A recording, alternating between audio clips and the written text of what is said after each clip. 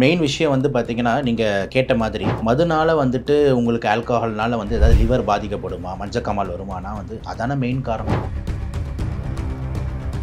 இந்த Facebook மற்றும் இன்ஸ்டால இருக்கக்கூடிய இந்த இன்ஃப்ளூயன்சர்கள் உங்கள மாரி அழகான நிறைய பெண்கள் வந்து பார்த்தீங்கன்னா வந்து இந்த ப்ராடக்ட்ட வாங்கிக்கோங்க. உடனே லிவர் கிளீன் ஆயிடும், கிட்னி கிளீன் ஆயிடும் அப்படின்னு சொல்லிட்டு வித்துக்கிட்டு இருக்காங்க. ஒரு வாரம் அப்புறம் பார்த்தீங்கன்னா அந்த ப்ராடக்ட்டும் காணா போயிரும். அந்த ஆன்ட்டியும் அந்த விக்கிற அந்த லேடியும் காணா போயிரும். இது எல்லாமே வந்து விற்பனைக்கு நடக்கிறது. இதுவும் வந்து பார்த்தீங்கன்னா லிவர்களை பயங்கரமா பாதிக்கும். ஸோ இதெல்லாம் தான் மெயின் ரீசன்ஸா வந்துட்டு இந்த ஈரல் செயல்பாடு வந்து ஆகாம போறதுக்கு முக்கியமான காரணம். ஸோ இந்த மஞ்சள் காமாலை வரதுக்கு வந்து கல்லீரல் அது செயலிழக்கிறது மட்டும்தான் காரணமா இல்லை வேற ஏதாவது காரணங்கள்னால கூட மஞ்சள் காமாலை மூணு இம்பார்ட்டன்ட் பிராட் கேட்டகரியா பிரிக்கலாம். ஃபர்ஸ்ட் வந்து பாத்தீங்கன்னா ஈரலை தாண்டி முன்னாடி, ஈரலுக்கு பின்னாடி அப்படின்னு மூணு பிரிக்கலாம். ஈரலுக்கு முன்னாடினும் போது ரத்தம் உறையிறது. ரத்தமே வந்து உறையுதுன்னா ஹீமோலைசிஸ்ன்னு சொல்லுவாங்க. ஸோ ரத்தம் உறைஞ்சதுன்னா அதோட எண்டு ப்ராடக்ட் பிலிருபின், அதுதான் மஞ்சள் காமாலை உண்டாகும். அதே மாதிரி உங்கள் உடம்புல இப்போ எப்படி பார்த்துக்கிறீங்களோ பின்ன அது உங்களுக்கு கை கொடுக்கும். அவ்வளோதான் மேட்டர். ஆல்கஹால் இப்போ குடிச்சிட்டு நல்லா தானே இருக்கேன் அப்படின்னும் போது இப்போ நல்லா இருக்கும் ராஜா, பட் ஆனால் 15-20 வருஷத்துக்கு அப்புறம் கதை எப்படி மாறும்ன்றது தான் இப்போ இதெல்லாம் காமிக்குது. நிறைய உதாரணங்கள். நடிகர் பிஜ்லி ரமேஷ் அவருக்கு என்ன ஆச்சுன்னு நம்மளுக்கு தெரியும். நடிகர் அபிநய் அவங்களுக்கு தெரியும். அவர் முன்னாடி துள்ளுவது இளமையில் பெரிய சாக்லேட் பாய் மாதிரி அழகாக இருப்பார். இப்போ அவரோட ஃபோட்டோஸ் பார்க்கும்போது மனசு வலிக்குது. ஆமாம். ரோபோ சங்கர் சார் இப்போ நம்ம இதெல்லாமே வந்து நம்மளுக்கு என்ன உணர்த்துதுன்னா உடம்பு எப்படி டக்குன்னு மாறுது பாருங்க. ஸோ நம்ம எல்லாருமே வெளி தோற்றத்துன்னு தான் பார்க்குறோமே தவிர உள்ள உறுப்புகள் எவ்வளோ அவதிப்படுதுன்னு யாரும் புரிஞ்சுக்க மாட்டேன்றாங்க. சேனலுக்கு வியூவர்ஸ்க்கு ஒரு 5 பாயிண்ட். இந்த மாதிரி ஈரல் நல்லா இருக்கணும் அப்படின்னு நினச்சோம்னா இந்த 5 விஷயத்தை மட்டும் டேக் ஹோம் மெசேஜாக இந்த டெத்துலேருந்து நம்ம எடுத்துப்போம் வித் டீப் கண்டலசன்ஸ். ஃபஸ்ட்டு விஷயம், இனி மதுனா என்னென்ன யாருக்கும் தெரியக்கூடாது. சாப்பாடு முறைகளில் வந்து பார்த்திங்கன்னா நிறைய மாற்றங்கள், எஸ்பெஷலி சுகர் கண்டென்ட் ரொம்ப கம்மியாகவும் ஃபைபர் அண்ட் புரோட்டீன் சத்து அதிகமாகவும் வச்சுக்கோங்க. டெய்லி 1/2 மணி நேரம் 3/4 மணி நேரம் நம்ம எல்லோரும் ஓடியே தீரணும், வேர்வை வரணுன்றது 3வது. தேவையில்லாமல் மாத்திரைங்களை வாங்கி நீங்களே போட்டுக்காதீங்க மெடிக்கல் ஷாப்பில். லிவர் காலி. இந்த இன்ஃப்ளூயன்சர்ஸ்ன்ற பேரில் ஃபேஸ்புக் இன்ஸ்டாகிராமில் விற்கிற எந்த ப்ராடக்ட்டையும் தயவு செஞ்சு வாங்காதீங்க. காசும் வேஸ்ட்டு, லிவரும் போயிடும்.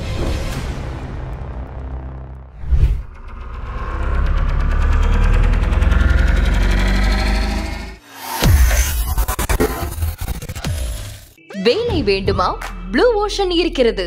10th 12th டிப்ளமோ டிகிரி படித்தவர்களுக்கு உணவு, தங்குமிடம், இஎஸ்ஐ, பிஎஃப் இன்சூரன்ஸ் உள்ளிட்ட சலுகைகளுடன் அனுபவத்திற்கேற்ற நல்ல சம்பளம் 15,000 முதல் 30,000 வரை. பெண்களுக்கு முன்னுரிமை. 2,000க்கும் மேற்பட்ட வேலை வாய்ப்புகள் உள்ளன. இப்போதே தொடர்பு கொள்ளுங்கள். Blue ocean.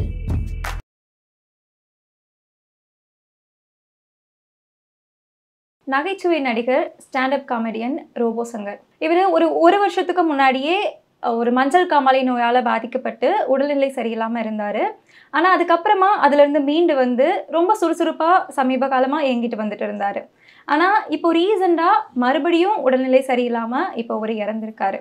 இதுக்கு மது இது அருந்துறது தான் காரணமா? அப்படி பார்த்தோன்னா இன்னும் நிறைய பேர் இந்த மதுவில் வந்து அடிமையாக கூட இருந்திருக்காங்க. அவங்க எல்லாத்துக்குமே இந்த நோய் வருமா, இல்லை வேறு ஏதாவது காரணங்கள் இருக்குமா?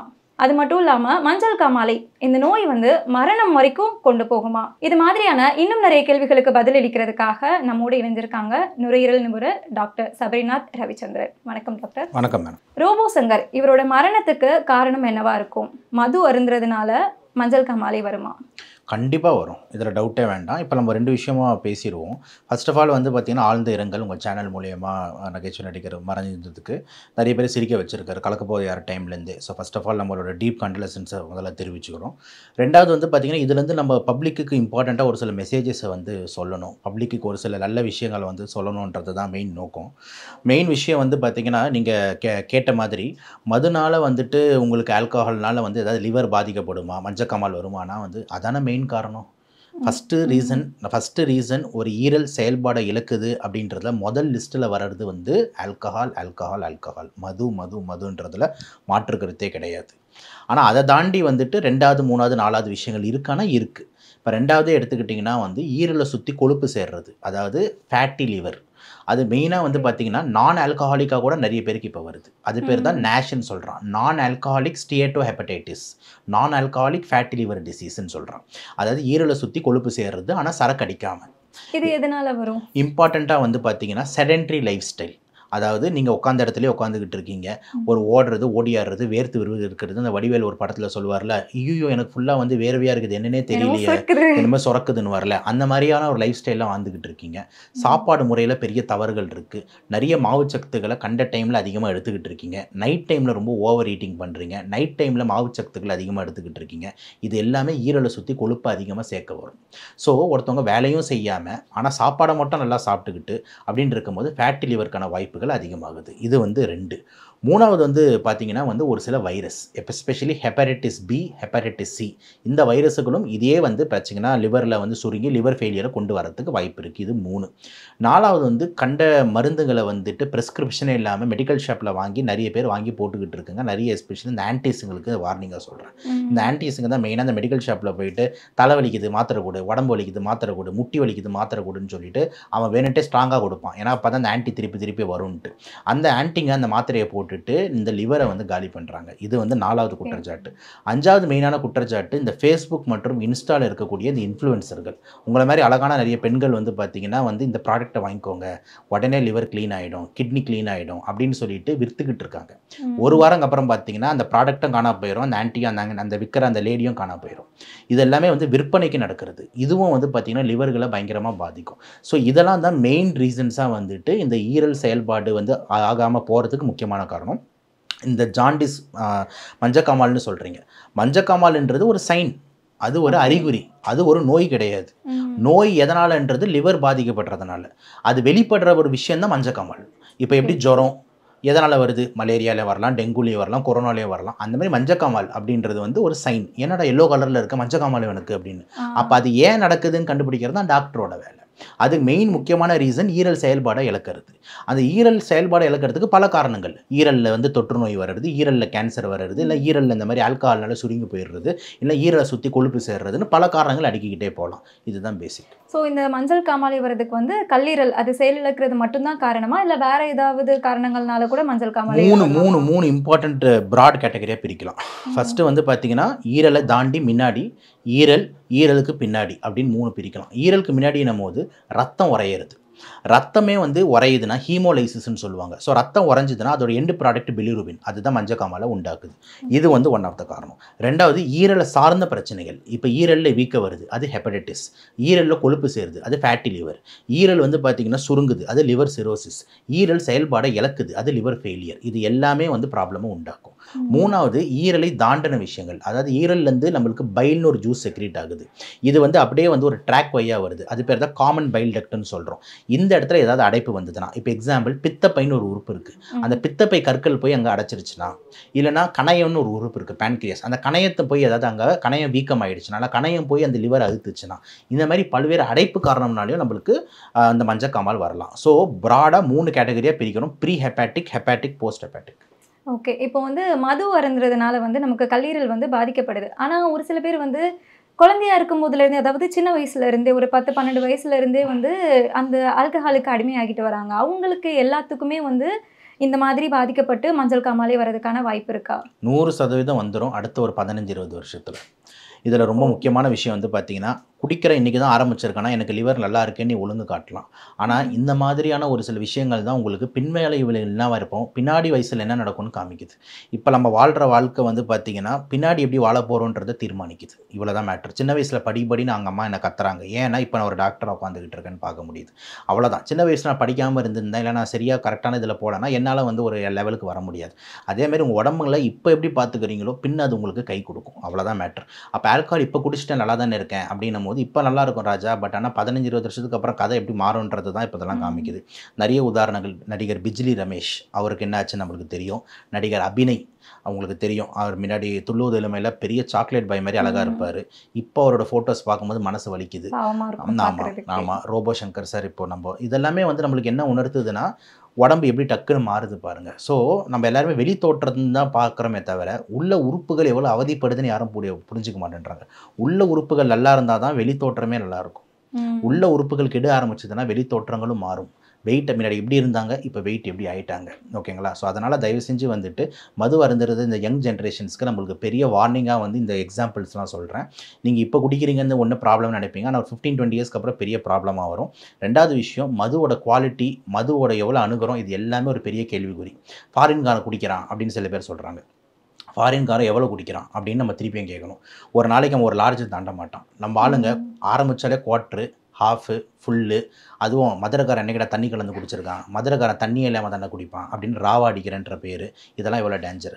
ரெண்டாவது, எவ்வளோ குடிக்கிறோன்ற அளவு ப்ளஸ் குவாலிட்டி ஆஃப் ஆல்கஹால். அதாவது ஆல்கஹால் வெளியே ஒரு ஃபாரின் ஸ்காட்சோட ஆல்கஹாலுக்கும் நீங்கள் நம்மளோட இங்கே விற்கிற ஒரு ஆல்கஹாலுக்கும் வித்தியாசம் இருக்கா இல்லையான்னு உங்கள் மனசாட்சிக்கே தெரியும்.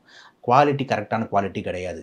கேட்டால் விஷம் சாராயன்றாங்க, கள்ள சாராயன்றாங்க, கலப்பன சாராயன்றாங்க, என்ன பேருனே தெரிய மாட்டேங்குது. அப்போ இந்த ஆல்கஹாலை நீங்கள் இவ்வளோ குடிச்சிருந்தீங்கன்னா லிவர் சீக்கிரமாக பழமை ஆகுமா ஆகாதா? கண்டிப்பாக ஆகும். ஓகே, இப்போ இது வந்து அவங்க இப்போ ரொம்ப நாளாக வந்து குடிச்சிட்டு வந்துட்டு இருக்காங்க. அவங்க வந்து எந்த ஸ்டேஜில் வந்து இதை கவனிக்கணும் கரெக்டாக? மேடம், ரொம்ப இம்பார்ட்டண்ட்டாக வந்துட்டு இந்தமாதிரி குடிச்சிட்டு வந்துக்கிட்டே இருக்கீங்கன்னா இந்த வீடியோ பார்த்த உடனே போய் கவனிச்சிருங்கன்ற. இதில் வந்து இந்த ஸ்டேஜ், இந்த அறிகுறி வந்துருச்சுன்னா வெயிட்டே பண்ணாதீங்க. லிவர் ரொம்ப நல்லவன். நீங்கள் எவ்வளோ அடித்தாலும் ஸ்டார்டிங்கில் தாங்குவான். வெளியே அந்த சிம்டம்ஸ் அறிகுறியே காமிக்க மாட்டான்.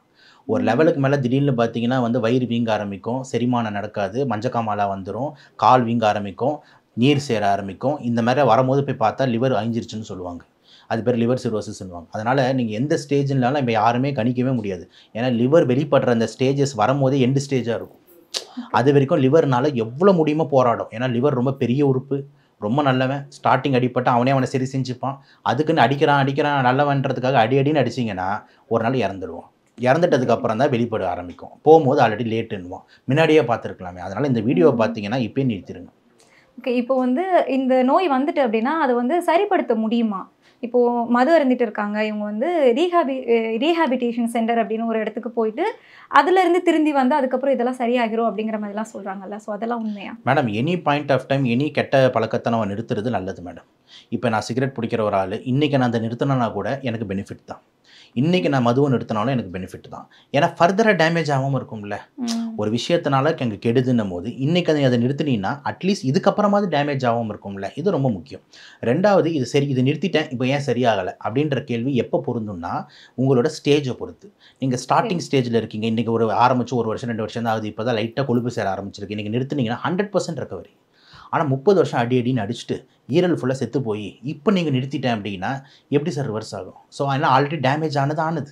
நீ ஃபர்தராக குடிக்காமல் இருந்தீங்கன்னா மேபி இன்னொரு 1-2 வருஷம் அந்த மருந்து மாத்திரைங்களா ஓட்டலாம். ஆனால் நீ வந்து திருப்பி அடிச்சின்னா முடிஞ்சிருச்சு கதை. அதனால் தயவு செஞ்சு வந்துட்டு ஸ்டேஜை பொறுத்து தான் இங்கே வேரி ஆகுது. ஒன்ஸ் லிவர் டேமேஜ் ஆகிடுச்சு, ஃபுல்லாக வந்து சுருங்கிடுச்சுன்னா அதை நம்ம வந்து ரிவர்ஸ் பண்ண முடியாது. அதுக்கு க்யூரே கிடையாது.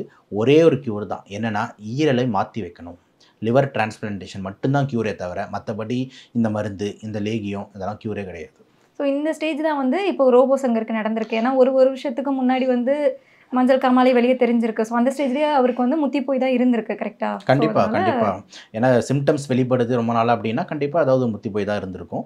ஸோ அதை வச்சு எப்படியோ தாக்கு பிடிச்சி மருந்து மாத்திரைங்க மூலியமாக கொஞ்சம் வெளியே வந்திருப்பார், நடமாட்டியிருப்பார். திருப்பி என்ன நடந்ததுன்னு தெரியல. மருந்துகளை கரெக்டாக எடுத்தாரா, இல்லைனா திருப்பி ஏதாவது உள்ளே ஏதாவது இறக்கிட்டாரா, இல்லைனா வந்து பார்த்திங்கன்னா இந்த ஏன் ஈரலை மாற்றி வைக்கல, இதெல்லாம் பல்வேறு கேள்விகள்.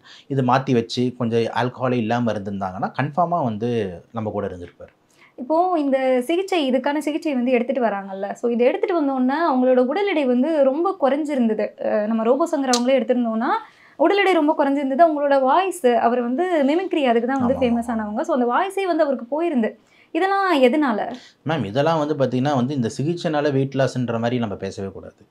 நோயினால் வெயிட் குறையுது, அவ்வளோதான் மேட்ரு. ஓகேங்களா? இப்போ நோய் வந்து பார்த்திங்கன்னா ஆளை உருக்கும்.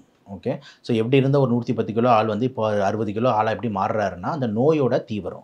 ஸோ நோய் வந்து சிரோசிஸ்ன்றது மெட்டபாலிசமே அவுட் ஆகுதுன்றதுனால மசில்ஸ் எல்லாம் அரிக்க ஆரம்பிக்கும். அதுக்கு தான் நான் உங்களுக்கு 3 உதாரணம் கொடுத்தேன். பிஜிலி ரமேஷ் சாராக இருக்கட்டும், அபிநய் சாராக இருக்கட்டும், எல்லாம் பாருங்கள் சிவியர் வெயிட் லாஸுக்கு போவாங்க. அதனால் தயவு செஞ்சு சிரோசிஸ் பேஷண்ட்டுக்கு வெயிட் லாஸ் ஆக தான் செய்யும். அதனால தான் புரோத்துவ சக்தி கொஞ்சம் எடுத்துக்க சொல்லுவாங்க, கொழுப்பு சக்தி எடுத்துக்க சொல்லுவாங்க, இன்ஃபெக்ஷனாக பார்த்துக்க சொல்லுவாங்க, நிறைய வழிமுறைகள் வந்து பண்ண சொல்லுவாங்க. அதனால் வெயிட் லாஸ் வந்து பார்த்திங்கன்னா வந்து நோயினால தானே தவிர இந்த சிகிச்சை கிடையாது. ஓகே, இப்போ ஷூட்டிங் ஸ்பாட்லேயே வந்து அவர் மயங்கி விழுந்திருப்பாரு. ஸோ இந்த வாந்தி எடுக்கிறது, ரத்த வாந்தி வர்றது, இந்த மாதிரி சிச்சுவேஷன் வந்து இப்போ அவர் இறந்துட்டாரு. ஃப்யூச்சரில் யாருக்காவது நடந்தது அப்படின்னா பொதுமக்களால் ஃபர்ஸ்ட் எய்ட் பண்ண முடியுமா? கண்டிப்பாக முடியாது. அதில் முடியாது. எந்த மாற்று கருத்தும் இல்லை. ஏன்னா ப்ளீட் உள்ளேருந்து நடக்குது. ஓகே வெளியேந்து நடக்கலை. இப்போ வெளியே கையிலேருந்து ரத்தம் ஊற்றுதுன்னா உடனே கையில் ஒரு கட்டு போட முடியும், கையை அழுத்தி பிடிக்க முடியும். உள்ளே வந்து பார்த்தீங்கன்னா உணவு குழாய், வயிறு, குடல்லேருந்து ரத்தம் பீச்சிட்டு அடிச்சுக்கிட்டு இருக்குன்னா நீங்கள் அங்கே ஓப்பன் பண்ணி ஆப்ரேஷன் பண்ணி எது பண்ண முடியும்? ஒன்றும் பண்ண முடியாது. எமர்ஜென்சி உடனே ஹாஸ்பிட்டலுக்கு போய் ஆகணும். மக்கள்னால அந்த இடத்துல ஃபஸ்ட் எய்ட் அப்படின்னு எடுத்துக்கிட்டிங்கன்னா அவர் ஹார்ட்டு பல்ஸ் இருக்கான்னு பார்த்துட்டு அப்போதைக்கு சிபிஆர் கொடுத்து அழுத்திட்டு ஏதாவது பண்ண முடியுமே தவிர அதை தாண்டி மக்கள்னால அங்கே ஃபஸ்ட் எய்ட் கொடுக்க முடியாது. இமீடியட்டாக அங்கே 24 hours எது பக்கத்தில் இருக்கோ உடனே ஒரு ஹாஸ்பிட்டலுக்கு போகிறது மட்டும்தான் வந்துட்டு ஒரே ஆப்ஷன். ஏன்னா அங்கே போய் தான் ரிசசிட்டேஷன் என்ற ஒரு விஷயம் நடக்கும். அதுவும் கேஸ்ட்ரோ இருக்கிற ஹாஸ்பிட்டலில் தான் உடனே உள்ளே போயிட்டு எந்த இடத்துல ப்ளீட் வருதோ அந்த இடத்துல அரெஸ்ட் பண்ண முடியும். இது எல்லாமே வந்து பார்த்திங்கன்னா கிரிட்டிக்கல். மக்கள்னால அந்த ஃபஸ்ட் எய்ட் பெருசாக அதுவும் பண்ண முடியாது. மக்கள் பண்ணுற ஒரே ஃபஸ்ட் எய்டு உடனே ஃபோன் பண்ணி ஆம்புலன்ஸை வர வச்சு ஹாஸ்பிட்டலுக்கு அனுப்புறது. ஓகே, ஸோ இதை வந்து சரிப்படுத்தணும்னா இப்போ குடிக்காம இந்த மாதிரி விஷயங்கள்ல இருந்து அவாய்ட் பண்ணுறது தான் நல்லது அப்படிங்கிற மாதிரி சொல்கிறீங்க. ஸோ யாராலையும் காப்பாற்ற முடியாது அந்த ஸ்டேஜுக்கு போயிட்டோம் அப்படின்னா லிவர் டிரான்ஸ்பிளான்டேஷன் காப்பாற்றும். அதே மாதிரி ஒரு டேக் ஹோம் மெசேஜாக இவங்க சேனலுக்கு வியூவர்ஸ்க்கு ஒரு 5 பாயிண்ட். இந்த மாதிரி ஈரல் நல்லா இருக்கணும் அப்படின்னு நினச்சோம்னா இந்த 5 விஷயத்தை மட்டும் டேக் ஹோம் மெசேஜாக இந்த டெத்துலேருந்து நம்ம எடுத்துப்போம் வித் டீப் கண்டலசன்ஸ். ஃபஸ்ட்டு விஷயம், இனி மதுனா என்னென்ன யாருக்கும் தெரியக்கூடாது. 1. நம்பர் 2, சாப்பாடு முறைகளில் வந்து பார்த்திங்கன்னா நிறைய மாற்றங்கள், எஸ்பெஷலி சுகர் கண்டென்ட் ரொம்ப கம்மியாகவும் ஃபைபர் அண்ட் புரோட்டீன் சக்தி அதிகமாகவும் வச்சுக்கோங்க. 3வது, டெய்லி 1/2 மணி நேரம் 3/4 மணி நேரம் நம்ம எல்லோரும் ஓடியே தீரணும், வேர்வை வரணுன்றது 3வது. 4வது விஷயம் வந்து பார்த்திங்கன்னா தேவையில்லாமல் மாத்திரைங்களை வாங்கி நீங்களே போட்டுக்காதீங்க மெடிக்கல் ஷாப்பில், லிவர் காலி. 5வது லாஸ்ட் பாயிண்ட்டு, இந்த இன்ஃப்ளூயன்சர்ஸ்ன்ற பேரில் ஃபேஸ்புக், இன்ஸ்டாகிராமில் விற்கிற எந்த ப்ராடக்ட்டையும் தயவு செஞ்சு வாங்காதீங்க. காசும் வேஸ்ட்டு, லிவரும் போயிடும். இந்த 5 பாயிண்ட் இந்த வீடியோவில் மக்கள் தெரிஞ்சுக்கிட்டாங்கன்னா கோடி புண்ணியம். சார் கடைசியாக ஒரு கொஸ்டின் சார், என்னென்னா ஸ்கின் ப்ராடக்ட்லாம் யூஸ் பண்ணுறோம்ல, ஸோ இது யூஸ் பண்ணுறதுனால மஞ்சள் காமாலை அதாவது கல்லீரல் வந்து பாதிக்கப்படுமா? ஏன்னா வந்து ரோபோசங்கர் வந்து அந்த விஜய் டிவி கலக்கப்போவது யாரில் வந்து மேலே வந்து பெயிண்ட் பூசிட்டு நடிச்சிருந்தாரு. ஸோ அதை எடுக்கிறதுக்கு மண்ணெண்ணெயை யூஸ் பண்ணி எடுத்தாங்க. ஸோ அதனால தான் அவருக்கு வந்து பாதிப்படைஞ்சிருந்து அப்படிங்கிற மாதிரி ஒரு சில பேர் சொல்லிட்டு இருக்காங்க. ஸோ இது எப்படி, இதில் உண்மை என்ன? உங்களுக்கு எத்தனை ரொம்ப போடணுமோ அத்தனை ரொம்ப போட்டுக்கோங்க. பின்னாடி ஒரு வார்த்தையை சேர்த்துக்கோங்க, ரேர். அவ்வளோதான். ஓகேங்களா? வாய்ப்பு ரொம்ப ரொம்ப ரொம்ப ரொம்ப எத்தனை ரொம்ப வேணால் போட்டுட்டு ரேர்னு ஒன்று சேர்த்துக்கோங்க. அதுக்கு தான் அதுக்கான பதில். ஸோ அதெல்லாம் வந்து வாய்ப்பு ரொம்ப ரொம்ப ரேரு. எப்படி சொல்லிக்கலாம் வெளியே. மெயின் ரீசன் நம்ம என்ன இவ்வளோ நேரம் டிஸ்கஸ் பண்ணமோ அதுதானே தவிர வெளியே பூசின க்ரீம்னால லிவர் போயிடுச்சு அப்படின்னா லிவரே ஒத்துக்காது. இதை பண்ணியிருந்தா ரோபோசங்கரை காப்பாற்றிருக்கலாம். ஈரலை மாற்றிருக்கணும். 1 லைன் அதை மாற்றிருந்தால் 100% நம்ம கூட இருந்திருப்பார். எந்த மாற்று கருத்தும் இல்லை. அதுக்கு ஏதாவது காஸ்ட் அதிகமாகுமா? கண்டிப்பாக. இதனால் அவங்க பண்ணாமல் இருந்திருப்பாங்க. அவங்க சித்தா ஓகே அந்த மாதிரி ஆங்கிளில் தானே இருந்தாங்க நக்கீரன் கோபால் சாரோட சேர்ந்து. கரெக்டு தானே? ஓகே. ஸோ அதனால் நிறைய இந்த மாதிரி டைவர்ஷன்ஸ் இருக்கும்ல. ஸோ அதனால் வந்து நம்ம கருத்து சொல்கிறதுக்கு இல்லை. ஈரலை மாற்றிருந்தால் 100% நம்ம கூட இருந்திருக்க முடியும். நிறைய ஃபேக்டர்ஸ் ஈரல் மாற்றுறதுலேயும் இருக்குது. ஈரல் கிடைக்கணும், ஈரல் ஒத்து வரணும், பிளட் குரூப்பிங் மேட்ச் ஆகணும், காஸ்ட் ஃபேக்டர் பல லட்சங்கள் செலவாகும், எல்லாம் உண்மை தான், அதில் மாற்று கருத்து இல்லை. ஆனால் 100% திருப்பி நார்மலாக இயங்க முடியும். ஃபாரின்லேருந்து பல பேர் இங்கே வந்து ஈரலை மாற்றிக்கிட்டு இருக்காங்க. ஓகே, நம்ம கல்ஃப்லேருந்து, ஆஃப்ரிக்காலேருந்து பல பேர் இங்கே வந்து ஈரலை மாற்றுறாங்க. ஈரல் மாற்றுறதுக்கு நம்ம சென்னை ஒரு பெரிய ஸ்பெஷல் பிளேஸ், அதில் எந்த மாற்று கருத்தும் கிடையாது. அதை மாற்றிருந்தால் நம்ம வந்து இந்நேரம் சார் நம்மளோட இருந்திருப்பார். பட் ஆனால் என்ன ரீசன்னு தெரியல.